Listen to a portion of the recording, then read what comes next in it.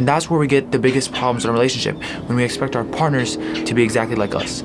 But luckily for us, this is just a skill that we can learn, and how we can, once we learn the skill, there you go, you're set. It's not like something that you're born good at, or whatever.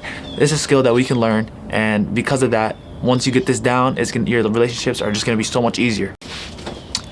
For the men that are watching, now that you know that this is how women are and this is what they expect, it's good to know that some women will purposely wait for you to also give the support without them asking. And if they don't get that support, then they're gonna come to resent you. They're not gonna feel like you love and care about them, because you're not giving them love. Because to them, giving them love means you do things for them without them asking. For the woman, women commonly believe that if the man is not giving, then he has nothing left to give.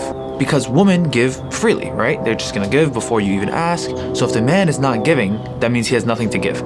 This is not how men are, and they do have lots to give, but you just need to ask for the right way, which we're gonna get into later in this video.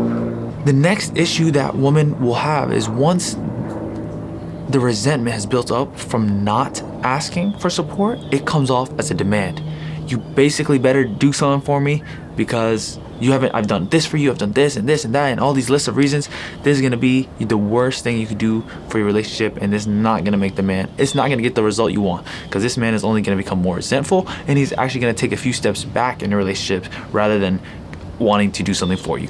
For the woman, now we're gonna learn how to ask correctly. So there's a 3-step process here that the author lists in the book for what women need to do. Basically, we're gonna go through step 1, step 2, step 3. Some important notes he says here is the timing is very important. If he's fully focused on something, that is not a good time to ask. Or right before he's about to do it, that is not a good time to ask. You gotta make sure to not do it in a demanding attitude. If you feel like you're resentful, you're doing too much for your man, you don't wanna ask at that time. Be very brief. So just say, would you take out the trash? You don't have to explain why, or give him reasons, or any extra depth. He doesn't need to be convinced. He's your man. He is your partner. If you give him more reasons, it's like trying to convince him why he should, which means you don't trust him. You don't trust him to fulfill the things. So you never want to convince your man. Be extremely direct. So don't assume or wait for him to offer or ask indirectly. For example, oh, the trash is really full.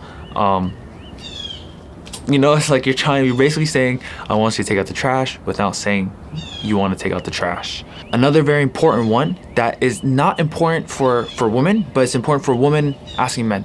The difference between would you and could you.